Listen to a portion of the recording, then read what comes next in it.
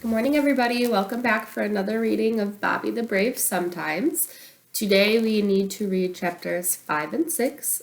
So far we have read chapters 1, 2, 3, and 4. We have learned about Bobby Ellis Chan and his journeys through 4th grade. We've learned about his relationship with his sister and his dad and his little sister and his mom and his friends at school. And we're going to continue to read more about that in these two chapters. Just want to show you the cover again. So now we have a little bit better of an idea of what's going on here. We have Bobby, his little sister Casey, Beatrice and Koloff. I don't know which one's which, but we still don't know what's up with this cat. It will come up in today's reading, that's why I want to re-show you our cover, but it's also, the cover will be posted with our questions today because it's relevant. Okay, so chapters 5 and 6. I've really appreciated everyone that has taken the time to respond to our Flipgrid as well as the Google Doc. There's going to be the same thing for today. So there's going to be chapter 5 and 6 questions, chapter 5 and 6 vocabulary, a Flipgrid question, and then I added another assignment which is to be done either today or tomorrow because on the days that I post a math video, you don't have like a fresh ELA assignment, so this one would count for that. It's on a Google Slides, and you just are going to summarize what happened in these two chapters as well as make predictions. All right, here we go. Chapter 5, Scary Cat Attack. That afternoon when Bobby got home, Casey was outside explaining leprechauns and rainbows to Wormy Worm Worm. Bobby waved hello to her and went on into the kitchen where he found his father. "Hi, Bobby," Mr. Ellis Chan said as he rinsed the mixing bowl. "How would you like to be the first to try my blueberry tomato cookies?" Bobby looked at the lumps on the plate and shook his head. "No thanks, Dad. Maybe later."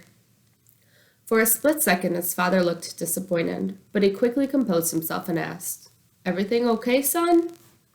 "Everything's just fine," Bobby said as he rushed to his room. He couldn't bear to tell his father about what happened in PE. If we can remember, Bobby called the PE teacher Mr. Wienerhaus when his name is actually Mr. Reinerhaus, so he got told to sit out the rest of the class. Koloff and Beatrice were swimming back and forth. Diver Dave was swimming up and down. Bobby watched them for a while before releasing a huge sigh. "I got in trouble at school today and had to sit on the bench during PE, he confessed to them. "You probably have no idea what it's like to be stuck in one spot for a whole hour." Beatrice stopped swimming and then began to circle the tank. She was a pretty white fish with orange spots. Koloff, who was all orange, was skimming the rocks at the bottom of the aquarium. Bobby leapt up. "Oh my gosh, you do know! You're stuck in this aquarium all day and night." He paced his room. "Wait," he said as he ran his hands through his hair. "Just because I was benched doesn't mean you have to be too." "What are you doing with that spoon?" Casey looked up at Bobby. She had dirt on her face and all over her gown. "Digging a lake for Wormy Worm Worm. Want to help?" "No thanks," Bobby said. "Hey, can I borrow your Princess Becky wagon?" "What for?" she asked as she emptied a cup of water into the hole. "I want to take the goldfish for a walk," Bobby explained. "They don't get out much." "Fishy fish fish and fish fishy fish?" Casey said. "They have names, you know," Bobby grumbled. It bugged him that she was always making up dumb names. "It's Koloff and Beatrice." Those were great names. Koloff was named after the amazingly sticky and stinky Koloff tree at the Huntington Gardens. Bobby knew that tree very well. He had been stuck to it on a class field trip. Beatrice was the name Holly had given to the other fish. Technically, Beatrice belonged to Holly, but really she was both of theirs. "Okie dokie. Koloff and Beatrice. Don't be mad, Bobby." Instantly, Bobby felt guilty that he had snapped at Casey. Bobby, can Wormy Worm Worm go for a walk too? He doesn't get out much. Bobby nodded. If that was the price of borrowing her wagon, then it would be worth it. He had considered balancing the fishbowl on a skateboard and pulling it with a rope, but that seemed too risky. Yes, the wagon was the best form of transportation. After all, didn't the settlers cross the plains in covered wagons?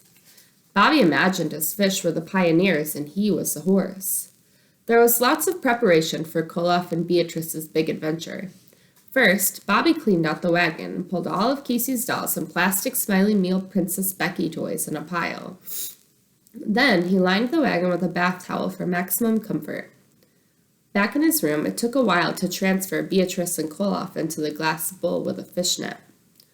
Bobby carried the bowl with both hands, taking small steps so the water wouldn't spill. Along the way, he said in a soothing voice, "Don't worry, guys. I'll take care of you. We're going to have a great time." Casey filled her empty water cup with dirt and dropped her worm into it as Bobby carefully placed the fishbowl in the wagon. "We'll have to go slow so the water doesn't slosh," he explained to her. "Also, I'll need someone to look out for the bumps in the sidewalk so no one gets hurt. Do you know anyone who could do that?" Casey raised her hand. "I can do that! Bumps!" she called out to show how serious she was. "Bumpity bump, bump, bump, bump." Slowly, Bobby pulled the wagon down the block as Casey raced ahead. Every now and then she would shriek, "Bump!" and he was careful to go around it. As they made their way through the neighborhood, Bobby pointed out fascinating sights to his passengers. He felt like the guide on the red double-decker bus his family rode when they had taken a tour of Washington, D.C. "And to our left is Holly Harper's house. Beatrice, she's the one who chose you. See that wall over there? That's where I had a huge wipeout when I was first learning to skateboard. And that over there is..." Suddenly, Bobby stopped so fast the water in the fishbowl splashed. "What?"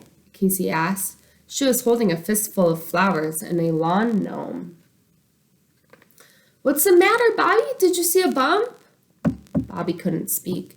He couldn't even move. There, planted in front of him on the sidewalk, was the scary cat. The one with 27 toes. It was rumored that the cat was so vicious that it had once destroyed a minivan. Bobby tried not to look directly at the scary cat for fear that it would lock its eyes on him and then pounce. Instead, he looked up at the sky to show he wasn't afraid. One could never tell what the scary cat was thinking. That was the problem with sinister beings. They hardly ever told you what they were up to. "Bobby," Casey said, peering out from behind him, "he's not going to hurt any of us, is he?" Bobby had been so afraid the cat was going to attack him that he had forgotten about everybody else. His adrenaline started pumping. He had to get Casey, Beatrice, Koloff, and Wormy Worm Worm out of there. But how? The cat stood firm in the dead center of the sidewalk as if daring them to pass. "We'll just have to turn around and slowly go back home," Bobby whispered to Casey. He could see her trembling. "Come on, it's okay, I'll protect you." As Bobby turned the wagon around, he kept his eyes on the cat, who kept his eyes on him.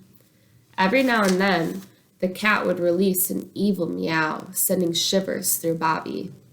Slow and steady, slow and steady. Bobby continued down the sidewalk, slow and steady so the water in the fishbowl wouldn't splash. "Bobby!" Casey gasped. "The cat is following us!" Sure enough, the scary cat was stalking them. Only now he wasn't looking at Bobby, he was looking at the goldfish. "Casey," Bobby said, trying to sound braver than he felt, "you pull the wagon with Wormy Worm Worm in it. I'm going to carry Koloff and Beatrice." Casey looked like she was on the verge of tears. "Don't worry," he whispered. "I'm here." Suddenly, Casey screamed. The cat was now in front of them. "Bobby, do something!" she shouted. "He's gonna eat us! Do something!" But what? What could he do? If he could fly, he could whisk them all into the air. If he were invisible, he could push the cat away. If he had superhuman strength, he could pull up the sidewalk. But he was just Bobby. Shoo, he said.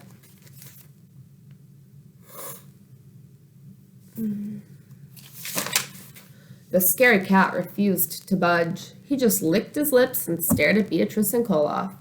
Bobby held the fishbowl tighter to his chest. Shoo, he said again, trying to sound mean and menacing, only it came out more like a squeak. Shoo? Without warning, something flying as fast as a missile shot out of nowhere and nearly landed on the cat. The cat let out a loud screech and ran away. Bobby looked around to see what had fallen from the sky. Could it have been a meteor? That's when he saw it. Of course, a football. Hey, twerps, Annie cried from way down the street. She was on her way home from football practice. What do you think you're doing? Annie, Annie, Annie, Casey cried, running to her arms. That bad cat was going to eat us. Annie laughed and hugged Casey. Well, you're safe now. That cat's not going to bother you as long as I'm around. Casey hugged her sister harder and buried her face in her football jersey. Annie, you're our hero. Wait until Mommy and Daddy hear about this. I was going to rescue you, Bobby told Casey. I know, she said as she gazed lovingly at her big sister, but Annie did it first. Okay, that was chapter 5. And part of your assignment, you have to make predictions. So if there were any points in that chapter that made you stop and be like, oh, I think this is going to happen, you can go ahead and write them down when you go back to the assignment. If you want to write them down on a piece of paper right now so you don't forget. But you're going to have to make 3 predictions. And there were a lot of suspenseful I can't talk this morning. There are a lot of suspenseful things that just happened in that chapter. So I know that they made me start thinking like, oh, I bet this is going to happen. Oh, I bet this is going to happen. So those would be predictions when you have guesses about what you think is going to happen next. So if you had any moments like that, when you go back to do your assignment, you can put them in. All right, chapter 6. Troy Eagle, the best athlete. Bobby hated it when they picked teams for soccer and PE. A few kids looked excited, but even more looked distressed, just like he did. Since there are 28 of you, we're going to have 4 teams. That'll make the competition more interesting, Mr. Reinerhaus announced. Who would like to be a team captain? Jillian Zars and St. James' hands shot into the air. Another girl and Jackson raised their hands too. All right, you 4. Jillian, you start. Bobby could tell Holly was disappointed when Jillian Zar didn't pick her. He felt the same way when neither St. James nor Jackson picked him. As the group of kids who hadn't been picked grew smaller, Bobby shifted from one foot to the other. When he heard Jackson say, I'll take Bobby, his heart lifted. Okay, Robert, you're on Jackson's team, Mr. Reinerhaus noted. Bobby said goodbye to Chess and joined the kids on the other side. When the last kid was picked, he noticed that St. James and Jackson had picked all the boys. Jillian Zar and the other girl picked all the girls. This happened every time. It was Jackson's team against Jillian Zar's. This made Bobby shudder. The girls were always out to win. The boys got ahead with an early goal, but they didn't hold the lead for long. When one of the girls yelled, Look, there's a dinosaur! St. James took his eye off the ball and the girls scored a goal. Then they scored another goal when one of them shouted, Ooh, there's $1 on the ground. When the girls won, Bobby couldn't believe how loud and obnoxious they were. Only Holly said to the boys, Good game. But then Holly was like that. She was the student council representative for room 15, so it was like her job to be nice to everyone. Bobby was the alternate student council rep, so he didn't have to be quite as nice as Holly, which was a relief because having to be nice all the time would be exhausting. Still, if his team had won the soccer game, Bobby knew he wouldn't be boastful and rude like Jillian Zar. He'd be proud and humble because though he wasn't good at sports, he knew it was important to be a good sport. His dad always said that. Why don't we ever play chess for PE? It's a sport, Chess asked as kids flew past him. Bobby and his buddies were at the new Troy Eagle skate park at the rec center. The great Troy Eagle himself had come to the grand opening, and Bobby had stood in line for 2 hours to get an autographed poster of his skateboarding superstar. I don't know, Bobby answered. He pulled up his knee pads, which had slipped again. Annie always made fun of him for being too skinny. They ought to have skating in PE. That's a sport. It's part of the X Games. Plus, everyone knows Troy Eagle is the best athlete ever. Over on the far side of the parks, 2 kids had collided and were both on the ground.